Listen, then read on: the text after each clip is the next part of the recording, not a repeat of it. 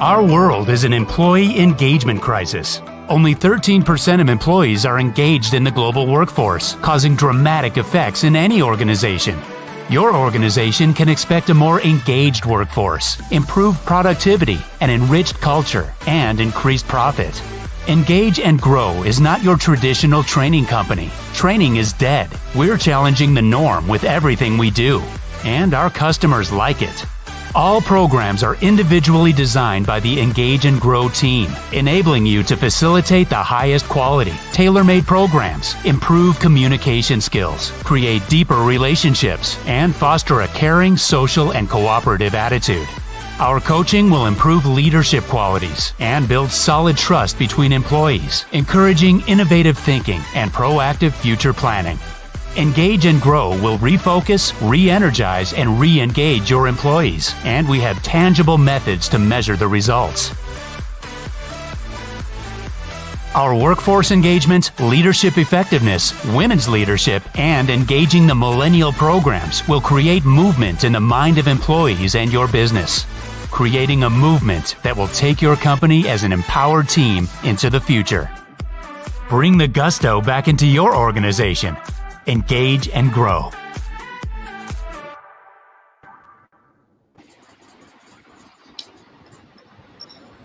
Good morning, everybody, and good afternoon. How are you all doing? My name is Mansi Chauhan, and on behalf of Engage and Grow, I welcome you all to this live session that we are bringing to you today.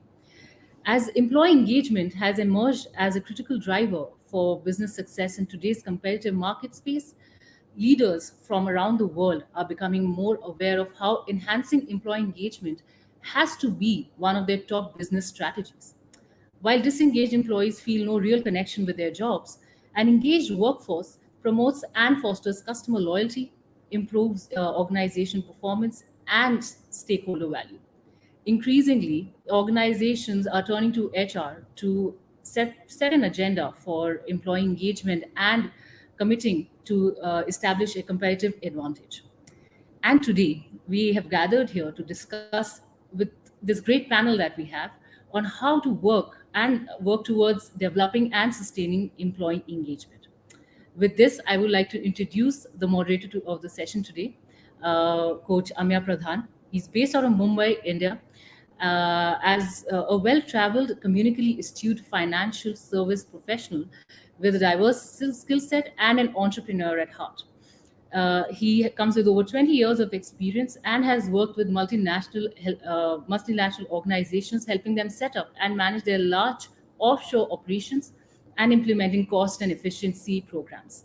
And now, today, with this, I would like to hand this over to him, as he is also one of the most promising and upcoming business coaches in the Action Coach community.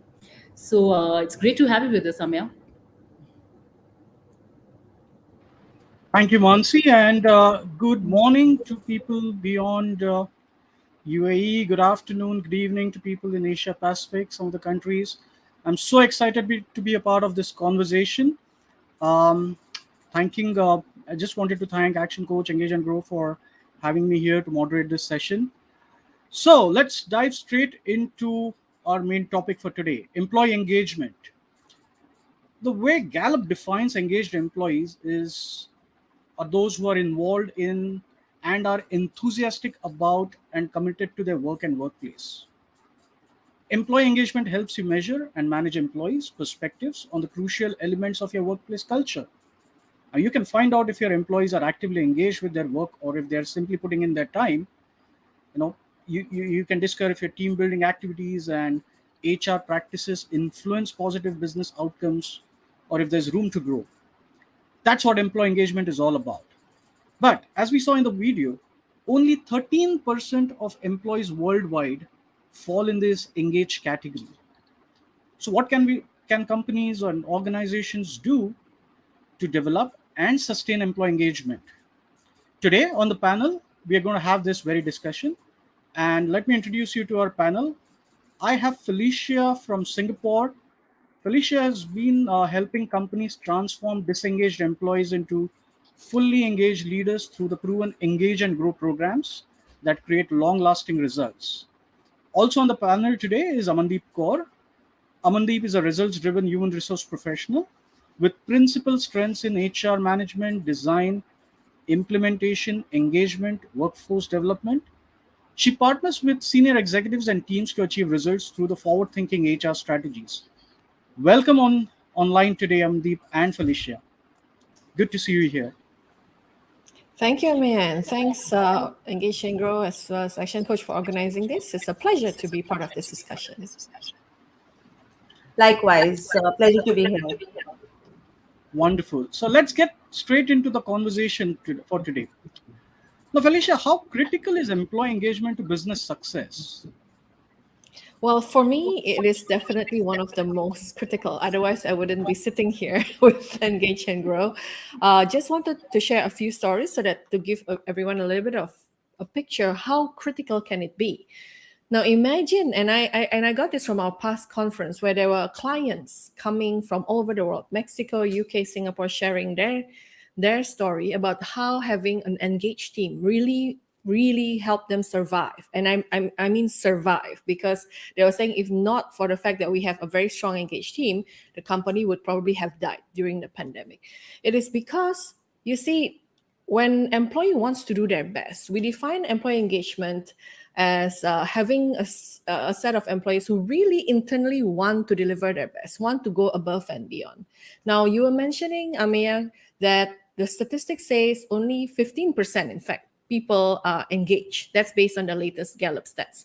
And I want to focus on the 85% who are not. Now, a lot of these people are not really bad employees. They do their job. However, to what extent? Imagine an angry customer calling in, and the first person picks up the call, answer the question, and hey, ma'am, I'm going to pass you to the next person. And the next person picks up the phone, address, answer question, pass to the next department. And suddenly, at the end of the day, every single person in that chain of call did their job, but the client is still angry. How would that impact the company? So you see, that was the background context on how some of our clients decided, you know what, yes, employee engagement is important. If people just do enough to stay, it's not that they are doing anything wrong. But right now, if you really want your organization to be successful, to stand out, it has to be a little bit more than that. So like in one of our clients' case study, he was saying that even though there were only less than 30 people in the team, because now the team is fully engaged and they really want to go all out to please the customer, to impress the customer, the client perception changed. They thought it is a 100-man company when they only had less than 30 people. Imagine if you can deliver the standards of a 100-man team with just 30 people. That is the power and how critical having engaged team to your business success. I hope that is enough of a, just to kick off our discussion, and enough of the example. Wonderful insight, Felicia. That's so powerful, isn't it? Amandeep, let's hear from you. What do you think is the criticality of employee engagement in business success? So having worked with companies large and small, I think we all know the obvious side effects of disengagement. That's, increased churn and a whole lot of other issues that all organizations face. But at the same time, I think it's important for us to realize the importance of that criticality of it to the business to ensure that we allocate enough time and focus. And I think Felicia has already given us a great example in terms of the stories she's narrated, but I think it's more important to ensure that we address the importance that we need to place of the increased engagement in the workplaces. So I would just like to add that much. Wow. And you touched upon, thank you so much, firstly, Amandeep, for that. And you touched upon an aspect of issues, right? So what, according to you, are some of the global issues that we are facing with employee engagement? What would be on the top of your mind from your experience that you'd want to share with our audience today? So for me, I believe that it's so important to embed engagement in every step of the employee life cycle, because I think all of us as HR professionals, as leaders, we are doing it. We are doing it in bits and pieces everywhere. but it is so important to actually do it every step of the way, and which is where I think most organizations struggle. They do acknowledge the importance, they put in the efforts, but at the same time they're not able to do it every step of the way. Also, I just feel that the sustainability of it over time, which is also the topic that we are going to address later today. So the sustainability of it is something that is lacking, I would say, a lot in all the organizations which are even focusing on it. So I think those would be the two key areas that I would highlight as issues. And we all know about the new normal, and having sustaining the engagement in the new normal. So I'd let Felicia talk to that in terms of how we can actually address that through organizations like Engage and Grow, who can really help us address those issues. Yeah, thanks for that insight, Amandeep. And yes, Felicia, in your experience, right, that you've been working with Engage and Grow and for past so many years, helping organizations, leaders transform and get a very engaged organization. What, in your experience, have been these issues? And let's also have some insight from you about the new normal, as Amandeep rightly mentioned, the world after COVID and the world before COVID. How Yeah. is that different? What new issues are coming out of it? Well, you see, the thing is, with the pandemic, obviously the rise of this whole remote working, hybrid work arrangements have been on the rise, and people communicate very differently. Remember those days when we are in the office and during lunch we can catch up with our colleagues, we have small talk in the pantry, have a bit of a brain break. Now that doesn't happen anymore. If you think about it nowadays, when people jump online to talk to each other, it's mostly about work, isn't it? And this is the feedback, the common feedback that I'm getting from a lot of my clients, people that I've met, a lot of business contacts. So there's this rise in this sense of, I call it a disconnect, where now it's really about work, it's about tasks. Imagine a new employee getting onboarded since the pandemic started. Instead of having time to, meet and greet everybody, now they come to the office, maybe collect all their stuff, and then the rest of the time, they mainly see their people, their colleagues maybe on the screen, or sometimes maybe they have an AB shift kind of thing. In Singapore, that's happening. Like they only allow a certain number of workforce in the office at any one time, and they don't really get to see how people interact in the normal situation.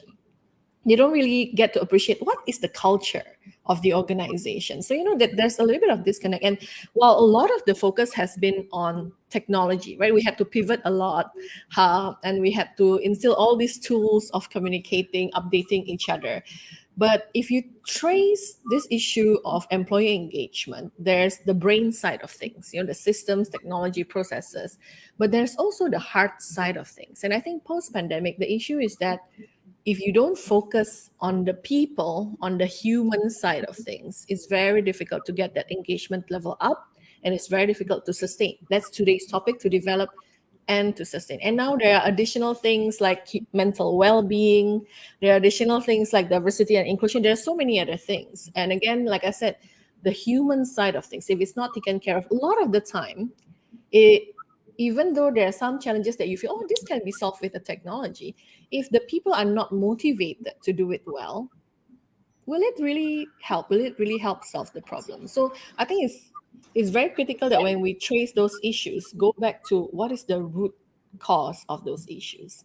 And a lot of time you will find that if you can activate the hearts of the human being to want to help be proactive in finding those solutions, it can help solve a lot of problems in today's world. How powerful is that? Activating hearts of human beings to find those solutions. Let's let's try and understand what could be these drivers, the key drivers for activating this heart, make employees more engaged in our workforce today. We've heard about these issues now, so let's touch upon what are these drivers for employee engagement. What really would activate that heart from your perspective, Felicia? Let's hear from you about that. Well, for me, based on a lot of research, not just from me, based on a lot of research, based on a common feedback from a lot of the clients and people that we speak to, one thing that has risen as one of the key driver of employee engagement is the people's sense of belonging. when they have a sense of belonging to the organization, apparently that can contribute quite a lot to their engagement level. And this goes back to our fundamental principle in Engage and Grow. We believe that one of the main driver of employee engagement is when people have meaningful connections to the vision mission of the company, meaningful connection with the leadership team, meaningful connection with each other. Like Amandi brought up a point about retention.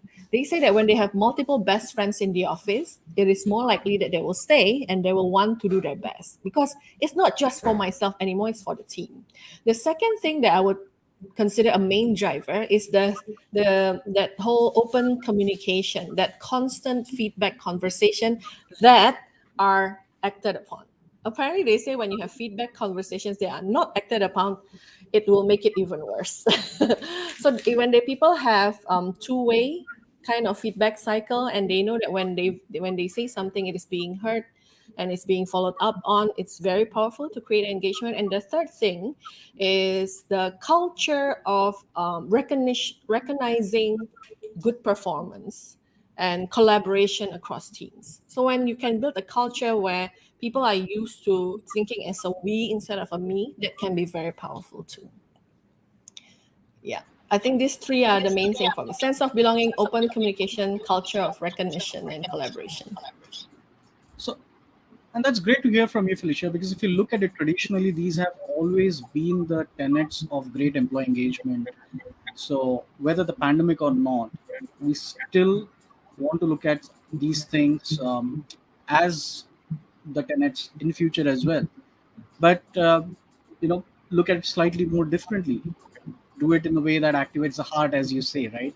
And see how they find their purpose and their belonging in the organizations. So, what do you think about this, Amandeep? I mean, what's your view? What's your view on the drivers that activate the heart? And I would like to thank Felicia for giving us this very powerful quote: "Activate the heart to get your people engaged." Yeah, I completely agree with you, Amaya. Honestly, uh, what I would like to touch upon is, there are some obvious drivers and there are some overlooked drivers. So that is what I have felt from my experience, that, we all know, like, one, two, three. What Felicia mentioned was absolutely on spot in terms of communication and the matters of the heart, and these are obvious ones, and I completely agree with that. And also the physical environment, the culture, the opportunities, all of these things we all know. But what I've realized over time is one of the most overlooked areas with regards to engagement is people management. The people managers of the organization play a very big role in terms of engaging the employees appropriately, because, although in a lot of the organizations, the let's say the responsibility of engagement is placed on HR, but it's the people managers who are managing each single person in the organization, and more so the mid-level managers. So for them to be aware of what engagement is, how to create it, how to really work with the employees for them to be performance oriented and engaged, which in direct correlation will result into the organization being successful or not. That is something that I would definitely like to highlight, and has been something that I very strongly feel about. Also, another area is the company practices. So a lot of the times, there are these little subtle things across the organizations which leaders are completely unaware of.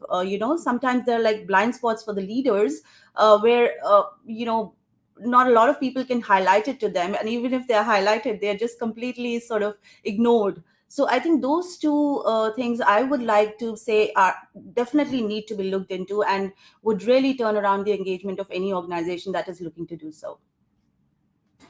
Wow, that's so very powerful, Amandeep. Thank you for sharing that perspective with us.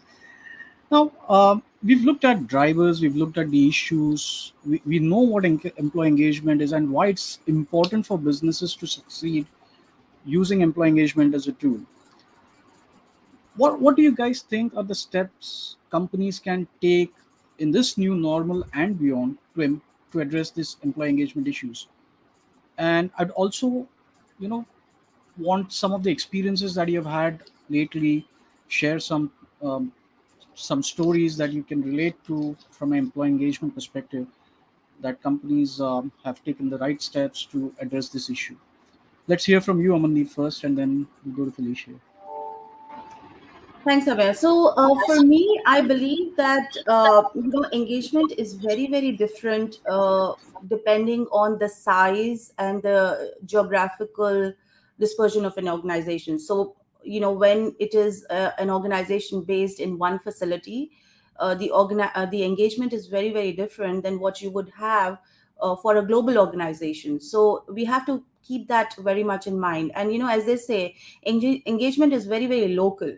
So whatever happens in the parent company does impact the facilities globally, but at the same time what happens on a local level is something that really drives everything that happens over there, or rather the levels of engagement in a particular place. So I think that is something that we need to bear in mind, that it has to be a customized approach for a person who's been very hands on and have worked with organizations large and small. I think this is one area that would definitely be very, very helpful if people would pay more attention to that. Uh, I'll give you an example of a 25 odd organization where where they were struggling with retention and a whole lot of other engagement related problems. And what I kind of recommended and worked with them to do was to make sure that I talk to each and every person in the organization to really understand the pain points. Now, if I were to replicate this for an organization which is spread globally, it's practically not possible, right? So most multinationals go for surveys and post survey action items and all of those things. But even with those, we need to bear in mind that we ensure that post the survey, there is a focus group discussion that happens on each level. The manager, and I'm assuming a lot of the organizations are already doing with the companies that they're working with. They give them those directives, but as a first hand recipient of that experience, I can say that it is a lot left to the devices of the local management. So I think a lot of more hand holding at the local level to ensure that those focus groups are happening, how are the inferences being drawn, how are the action plans being drawn. So that should happen in a large multinational organization. So that would be one area that every organization should focus on. The second one that I would want to say is the deliberate execution, because we may have all the surveys in the world, we may have all the sort of the inputs from our employees, but what after that? What if the action plan wasn't done as it should be? So these are like real world problems that we should really address. We love talking about engagement, but I think when it comes to the actual execution of a lot of stuff on the ground, these are certain areas that we can potentially look at. Wow, that's fantastic perspective again, Amandeep. So deliberate execution, that's something that is definitely a thing to look into for a lot of organizations. In my experience also, we've had these things looked at, and where we found out that deliberate execution was something that was largely missing. It was more topical, the flavor of the quarter, kind of a thing, but didn't really go beyond at times. Felicia, let's have your views on what how do you think companies can get better with engagement? What can they do right now? Sure. And I just want to shout out to Amandi because what she shared totally hits the spot. Just to share a quick story. In fact, before I was with Engage and Grow, I was focusing quite a lot on corporate training. That was back then. And the thing about corporate training, when it comes to shifting culture, what I found is that it doesn't last very long. Like it's a one-time intervention. And because of that, most of the time you don't see it producing sustainable results. Now, for us, I'm totally on board with Amandi on having the approach being customized. I think that's a very important key, to have a customized solution, because different companies have very different needs. That's number one. And number two, on the execution part, I think a lot of companies do surveys, and maybe they will have a few discussions here and there. For us, we want to make sure that it's an ongoing conversation that will become a habit There will become a new culture that this kind of activities or conversations are constantly happening. Now, in Engage and Grow, we have what we call the 6 steps. And these 6 steps, it starts from the survey, like just like what everybody does. If you want to lose weight, you have to weigh yourself first. So the first step is obviously to evaluate where you're at in terms of engagement. The second step is to get people to buy in. Like I think Amandip also mentioned a little bit about the people management and the leaders have to buy in. You can't expect the people on the ground to be engaged when the leaders themselves don't have the buy-in of wanting to create this shift or this improvement. So you want to have that kind of everyone is internally motivated. They know, they acknowledge the importance of engagement and they want to do something about it together. Then the next thing that you want to do is to align and to create meaningful connection within the team. And from there, you want to move into a uniting, after you create the meaningful connection, people will be united and they don't think so much as me, they think more as a we. Then at this point of time, the conversations that will happen are things that are where constant engagement is happening, where constant feedback conversations are happening, where no matter what your position is in the organization, you can say, you know what, these are what you're good at, this is what you can improve on. And with the intention of helping each other improve all the time. Then eventually, once this has become a new norm, a new habit, where people sort of become support structure to each other, then it can be a continuous improvement thing. It can be a momentum. So for us, it starts with evaluating for sure, but you have to get them to buy in. Without the buy-in step, then it will just be another session that they go for, and then eventually nothing is going to be done about it. We are a big believer in an outside-in perspective, where if people are very used to behaving a certain way, it will impact their internal mentality as well.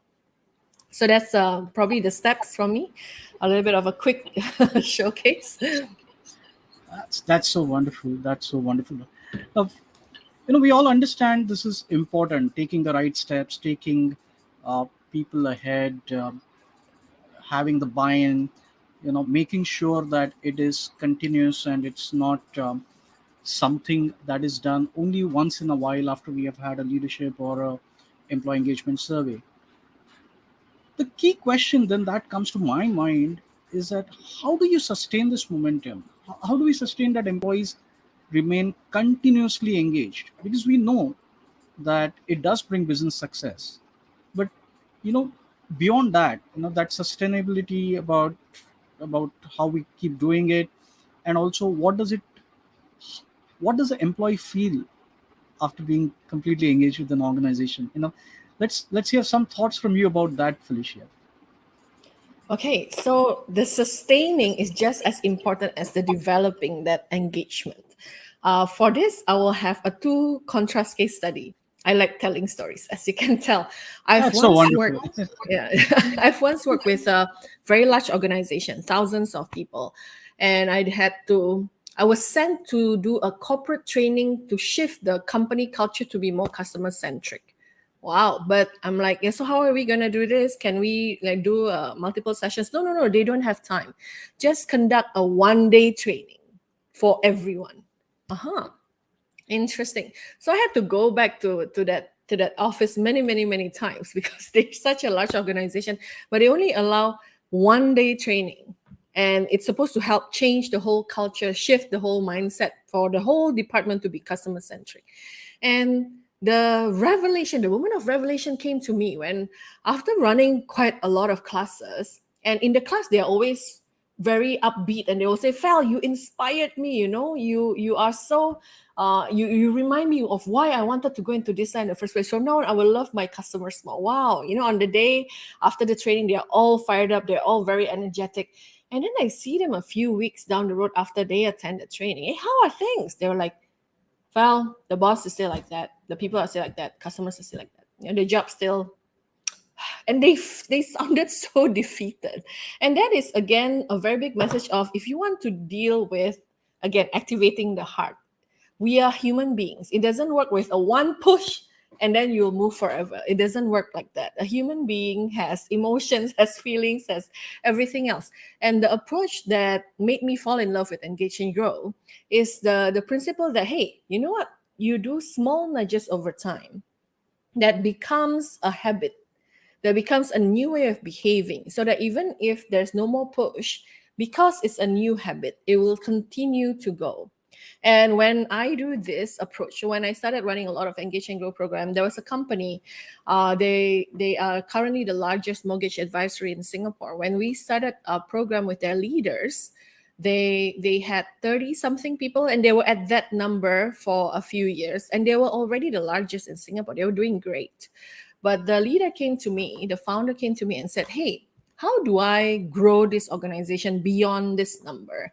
Can I then develop more leaders?" He recognizes that engaging his leaders, turning his leaders into other versions of him, is the only way the organization can really grow. So we journeyed for a full 9 months together using a customized approach, just along to Amandeep's point. And we do it in continuous intervention, and we don't do big pushes, 1 hour, 1.5 hour a week, but we constantly did it for a good 9 months with different areas. And after 9 months, this organization of 35 people grew to more than 70. Then we ran another Engage and Grow program to make sure that the whole company, half of them are new joiners, embrace the culture. And the outcome of that, the program ended in December 2019. Everybody knows that in 2020, COVID hit. They achieved their highest performance ever. They're still continuing to grow because whatever we have developed before that is sustaining. People were still catching up one on one. People were still having meaningful conversations. People were still wanting to grow the company, even long after the program is finished, because we spent time to nurture that, to make that part of the new way of feeling, thinking, and behaving. So I think my key message over the sustainability of the result is you have to commit to doing this over time. Small nudges over time works wonders instead of one big push. One day team building, running around in the sun, well, that doesn't happen as much anymore. 2 weeks later, things go back to square one. But if you just continuously allocate that small amount of time, making sure people keep engaging each other, it can go on for a very, very long time. So that's my message on sustainability of the outcome. That's so important. It's like building great habits, right? Doing one thing at a time, and fantastic, fantastic. Amandeep, let's hear from you on what sustainability looks like from your perspective for engaging employees. So I can't agree more with Felicia in terms of doing it on a continuous basis.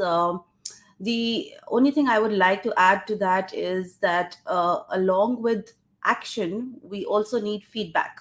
So we need to ensure that over time we are taking continuous feedback on what we are doing, because to me feedback is a gift, as a lot of us say. So I think once you get that feedback, you should improvise based on that feedback, and there should be a robust mechanism to get that feedback, because it may come in bits and pieces from here and there, but if there is no mechanism to have it continuously, then the sustainability could be a real big issue, and it would not really last the time that we want it to last. So that is one thing that we need to ensure we do. And at the same time, I talked about the people managers. So we have to enable the people managers to, one, solicit that feedback, because they are the closest to all the employees in the organization, and at the same time feed it back to the HR, or whoever is steering that process, and also maybe the leaders. They need to know continuously what's working, what's not working. So I would say, in order for us to sustain the momentum, it is extremely important to do these two things: sustained action and sustained feedback. The third aspect that could potentially also help is technology and data. So in my experience, whenever you kind of automate stuff, it becomes very, very easy to maintain and follow through. And at the same time, over time, you build data which helps you give insights on what to do. So you really need to ensure that whatever feedback, action, or inputs that you are collecting, they are in a place where most people can access, and I really hope every organization is more and more transparent about it, so that they get the buy-in for all the stakeholders in it, and really make sure that you act upon the data that you have collected. So basically, feedback, collection of the data, and acting upon that data, as Felicia said, over time. That's great. I mean, if you look at then sustainability, it's all about taking into account, understanding what you have done, understanding it, and then acting upon it becomes really the key driver for sustainability of all the initiatives that you take on the employee engagement perspective. So we have some questions here from our viewers, and one of them is about how to deal with employee burnout. So what are your views on this, Amandeep? I mean, burnout is definitely. I mean, look at how people were working during COVID, introduction of Zoom and a lot of other collaboration tools. There was a time when there was a lot of burnout that people are experiencing. Can we look at how this can be addressed through any employee engagement interventions?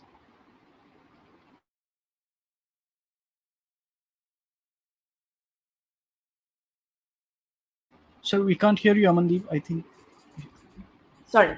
So what I was saying was that, first of all, we need to look at why and how does burnout occur.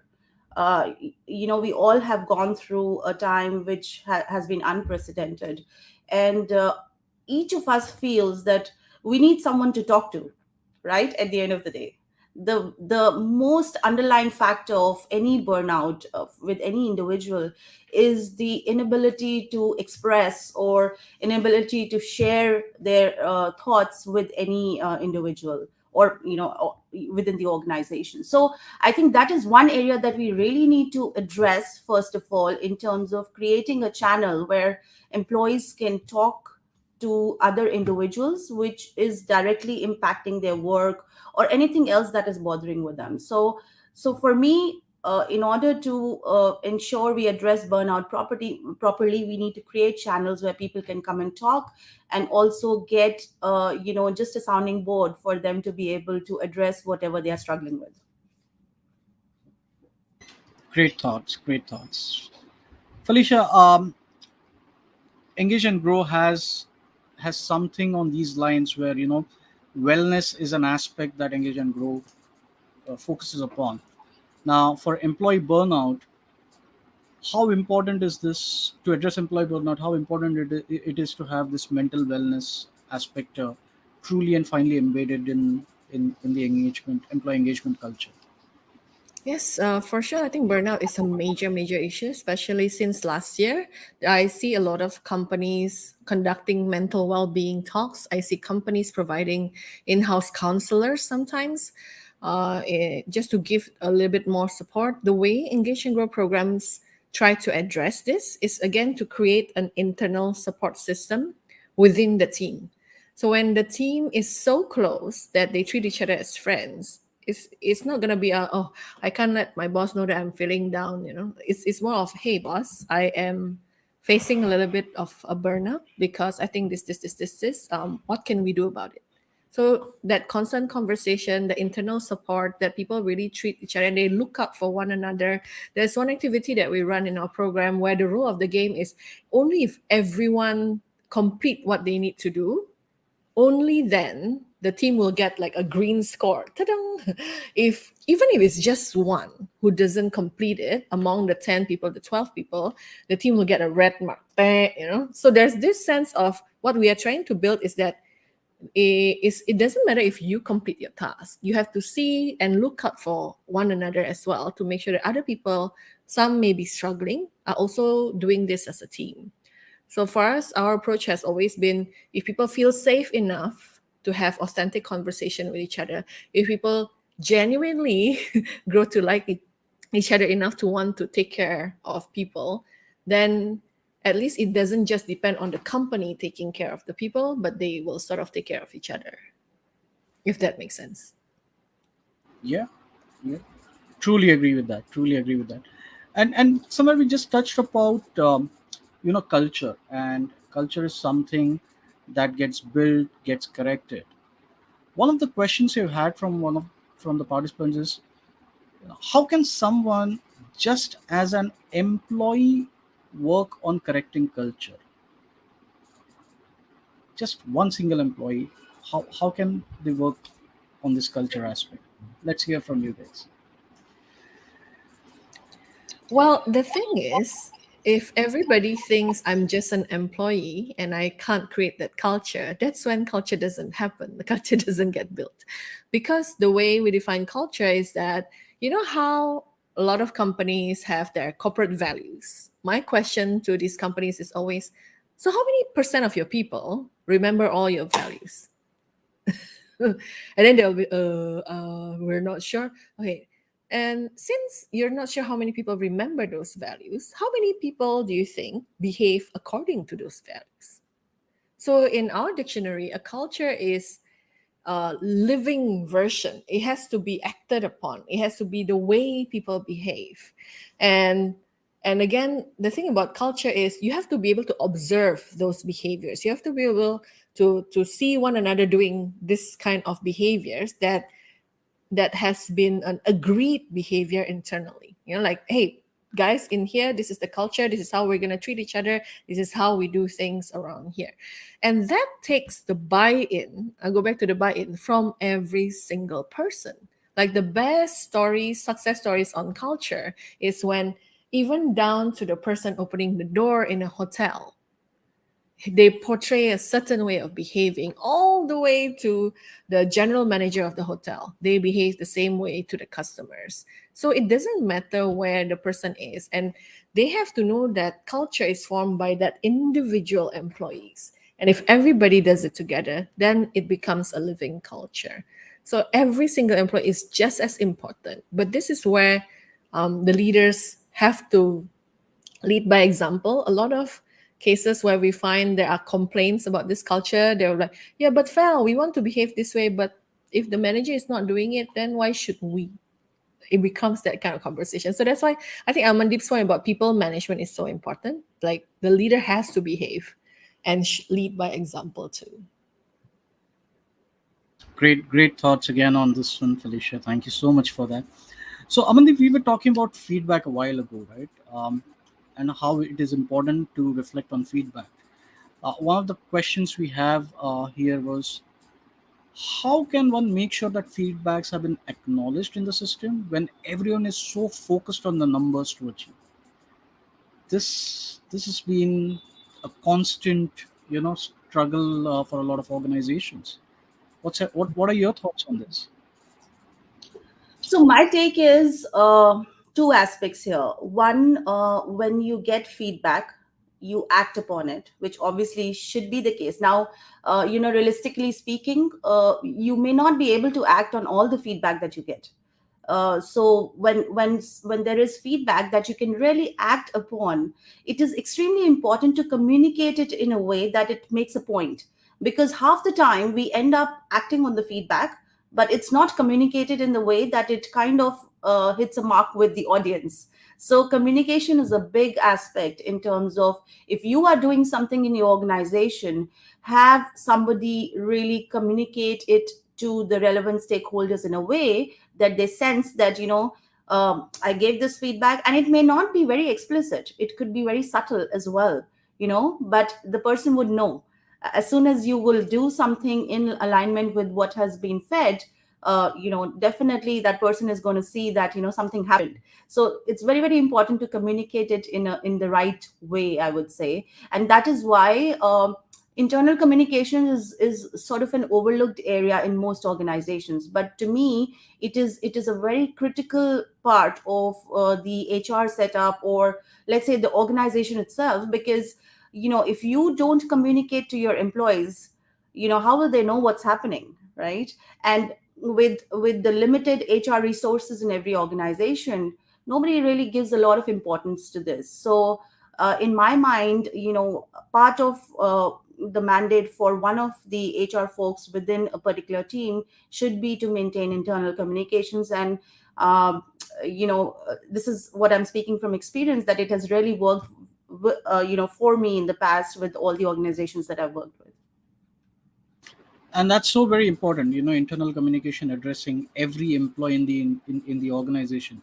So that brings us to another very interesting point, which we've been hearing about throughout last few years, is what do you think we can do? What tips or activities would should be included for helping with diversity and inclusion? That's a theme that's been emerging over the last few years. So can we have some thoughts on that from you, Amandeep and Felicia?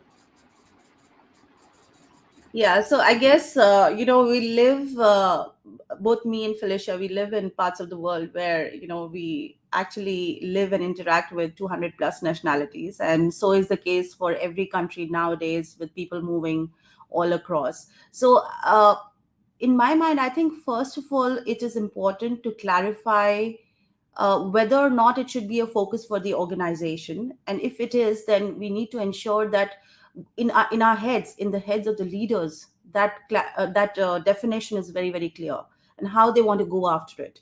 It is so important because, again, just like engagement and a whole lot of other HR topics, it is kind of something, that people want to do it, but they're not really clear about what they want to do about it. So it's so important to first clarify in our heads as to how we want to go after it, and at the same time, once we have clarified that, then we can do interventions which would fall in line with our definition. So, in my mind, depending on the definition of each organization, it can be embedded at all levels, whether it's a leader behaving in a manner where he is, consciously asking the teams to recruit from different geographies, ethnicities, and all of those things. And at the same time, even the people managers, once those individuals come into their teams, they should ensure that they are very very inclusive about it in every way, and there are no side conversations around this one particular person which has been hired, maybe because of the leader or HR or whoever got them on board. And people managers are always part of the process, so they have to also consciously do this. So for me, everything boils down to doing it through the people managers of the organization, because no one leader or no one HR department can really do it for an entire organization. Wow, wonderful, wonderful. Felicia, can we have your views on this diversity and Yes. inclusion? Sure, and this is a very hot topic, especially this year. And I think there are two things. One is because the organizations are now very international. Yeah. So the good thing about this, like for us, it was an advantage because Engage and Grow was designed to be able to run fully online with similar results. So with the rise of all these very international like startups who have 200 people in 10 different countries. So diversity and inclusion has become really a very, very hot topic. I think there are two parts of it. One is the brain side of things. So the policies, like Amandip mentioned, the hiring policies, the performance appraisal policies, whatever it is that is related to how do you make sure that it is already part of the system. So I mentioned system. And the other side of things is the human side of things again, the hard side of things where it involves really how do people treat each other when it's someone very different from you, when it's someone from a different culture, live in a different place with different ways of doing things. How do you want to have that kind of meaningful connection where you want to seek to understand what the other person is like instead of making that like almost like a frame for judging. And interestingly, it is almost like an out. Interestingly, Engage and Grow just launched a diversity and inclusion program this October. So if you do want a structured program where you can effect the human side of the change in a sustainable manner, that is one thing you can consider. Other than that, if you were to do it on your own, I think there has to be a very strong reason, a very strong buy-in why this is important for the organization, what will the impact be if it is done well versus if it is not done well, and then really just to develop an action plan and have someone hold people accountable that they will effect those change. Yeah. Thank you for your views on that, Felicia. Now we're slowly moving to a world where everyone's getting vaccinated, moving back to the old office structure. what are the new things you want us to use for employees for further engagement? Yes, we've been here, we've done a lot of, like, when we started looking at the issues and then we started looking at the drivers, we understood that conversations had become very transactional. And then we obviously looked at some of the solutions that, or some of the ways in which we could address that. We are now, after about 18-20 months, looking to go back to offices. Some offices are already fully operational. So what are the new things that can be used with employees for further engagement?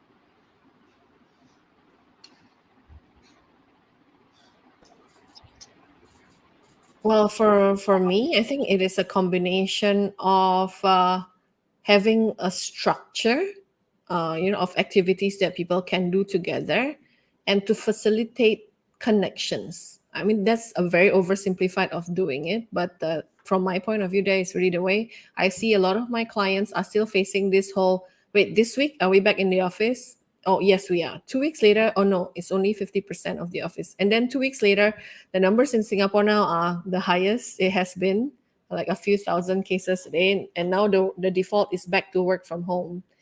And like there are just so many changes constantly. And I think there needs to be a structure of that kind of regular conversations that happens, to feel how the ground is feeling, and to develop that kind of regular touch points so that everyone can sort of support each other. Thank you for Yeah. your views on that, Felicia. Thank you. It's great insights. Amandeep, let's hear from you quickly about this. I will go back to what I was saying earlier, ask and act. Because I'm a fan of customized approaches. And I just feel that when you ask, you get, first-hand information of what will work. So once you work on that, I think you will definitely hit a chord with your audience. And, that's the way to go. So it would be very different from organization to organization. But yeah, some of the things that really work is to have sort of forums where employees can come together, they can exchange ideas, they can talk to each other. Especially for new employees, if you buddy them up with somebody in the organization, it is a great start for the person to have a soft landing. Through the other, steps of the journey, you can actually have, there would be some informal, connections, but a sustained effort to build connections in a structured way, as Felicia mentioned. I think that would also be very, very helpful. But at the end of the day, it would just be ask and act. Thank you. And the new normal has a very powerful tool that enables all of us to stay connected. I mean, let's look at what's happening right now. We're in 3 different countries having a conversation, and this new normal is the digital world. That's the new reality, right? Let's accept it. Our kids are growing up to, with phones in their hands or iPads in their bags. So where attention spans really, very, it's slightly gone down. When I look at things around me as well. So, how do you think we are going to keep the engagement active in this new phase of digital? Let's hear from you, Felicia, on this. Can I clarify? Okay, maybe it's a bit more difficult because we don't know who asked the question. Like, what does it, in what context, and how to keep the engagement active? Is this related to still employee engagement? Yes, Because like, we're talking yeah, about attention span. yes. It's from the perspective of employee engagement, because when you look at digital, I mean, a lot of people do not look at anything. Let's say if you're watching a YouTube video, if it's too long, people will probably drop it, right? Oh, I don't Mm, want to watch anything beyond 10 minutes. mm. But even the digital is enabling us to be more connected. Is there a particular play there which we can introduce and say, okay, this is how we are going to keep the engagement active in this new norm of digital? Everyone's using either smartphone or an iPad or computer to do whatever they're doing on a transactional basis. So how will this engagement be kept active in this new digital world? Okay, I think number one, the shift to the digital communication will not stop. So I think it will just continue to be like that. Like, we started with Facebook, it progressed to Instagram, progressed to TikTok, like shorter and shorter things. And people are just fighting for attention constantly. What has been working for me personally is to, in fact, break away from all these things because there's no end to it. Like, people will always come up with more interesting, more happening, more attention grabbing kind of thing. And what has worked for me is to break away from all that and to have a bit of like digital detox and really have just a conversation over the phone, or even if it's on Zoom. It's like, hey, let's not talk about work, but really, how are you? Because I a lot of the time is the thing about this digital spamming is a very one way kind of conversation, and that's why people feel disengaged. Eventually, the best way to engage people is to ask them about them. And when you tell people to do something, their commitment level maybe is a certain level, but when you ask them what they want to do, what kind of change they want to see, and when you let them create the change that they want to see, it's going to be a very different kind of engagement level. So I find what has been helpful for me is to sometimes just pick up the phone and talk, or invite someone out if it's possible for coffee, and just talk about each other, like how have you been, like seriously, work aside, and just have that moment where instead of digital engagement, just connect. I think a lot of people, like the first time, I remember the first time I came out of lockdown and really meet someone outside my family face to face, it felt weird. but really, it made so much difference to have that conversation. Hey, how have you been coping? What are your struggles? How can I help? Simple sentence, just like that. How can I help? And it create a very different level of engagement that lasts quite a long time just by having that kind of interaction once in a while. Yeah, so that's me. Digital detox. Have authentic conversations about each other. Fantastic, fantastic. Amandeep, let's quickly hear from you before we wrap up. This has been a wonderful conversation already. So, Yeah, I just want to say that let's stop looking at something extraordinary. Let's start to look at it as, as we keep saying, the new normal, and just, form our own way or approach to deal with it. And make sure that, we follow through that approach when we have come to terms with the fact that this is how we are going to deal with it. So that's all I would say. This is the new normal. It's here to stay, and make the most of it, however it is with us. thank you, Felicia and Amandeep, for sharing your thoughts with all of us. All our audience thoroughly enjoyed this.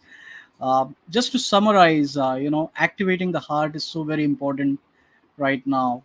Having the sense of connection developed, and keeping employees happy through that sense of connection, developing those connections, very important. That's what I would take as two very important takeaways from me. Also, the fact that traditional methods of taking feedback, acting upon them, and making sure that the execution is deliberate still remains one of the key tenets for us to have an engaged workforce. So wonderful having you today, Felicia. Thank you so much for sharing your views, your thoughts with us. Amandeep, you've been fantastic in the conversation. Over to you, Mansi, for your closing remarks. Thank you. Thank you. Thank you so much, everybody. It has been a great conversation. I think so far we've touched upon every topic that we could have covered under employee engagement, from framework, evaluation, diversity, burnout, your purpose, digital world, and also feedback, which is also really important. So, great, everybody. Thank you so much for joining in. This has been a very fruitful and full of learning conversation. I would like to ask all of you to sort of tell our audience as to how can they reach out to you if they would like to talk to you further on the same topic, or if they just want to discuss something with you. So, if we can start with Felicia, how can one reach out to you, Felicia? Oh, I think probably the easiest is through social media. Maybe for now, you can find me on LinkedIn. You the LinkedIn address. If you look LinkedIn /in facebook.com/Coach Felicia. I think then you'll find me, or you can search for Felicia Engage and Grow. That's on LinkedIn. If you want to find me on Instagram, it's at Coach Feli, Felie. I think that's the easiest because my email address is very long. Yeah. Thank you, Vanessa. Thank you, Amandeep. How can one find you? Yes, LinkedIn works. That's where we all are, and that's where we are connected professionally. On Insta, I actually coach for trust as well. So you can actually reach out to me at Trust with Deep on Instagram. Interesting. Thank you, Amandeep. Amya, how about you? Yeah, LinkedIn works for me as well. I can be looked up on LinkedIn as Amay Pradhan, Coach Amay Pradhan, and you'll find me there. On Insta, I have my own handle, Growthix Coaching. So that's my handle to look up on Instagram. Great. Thank you. Thank you so much, everybody. Thank you, Amya, for moderating this session. And thank you to our lovely panelists who've given us so much insight today. While you all now know how you can reach out to them, I hope that once you've seen this, wherever that you're watching this today, this live feed, or you're watching it later, I hope you're able to get the most out of it and also apply this in your real life. And with this, I would like to wish you all Godspeed, and it's great to be back, live and walking into our offices and experiencing things all over again. And with this, I think we come to an end to our session today, and wishing you all the very best. Thank you. Thank you. It's Thank been a pleasure. Thank you, everyone. Thank you. Have a good day.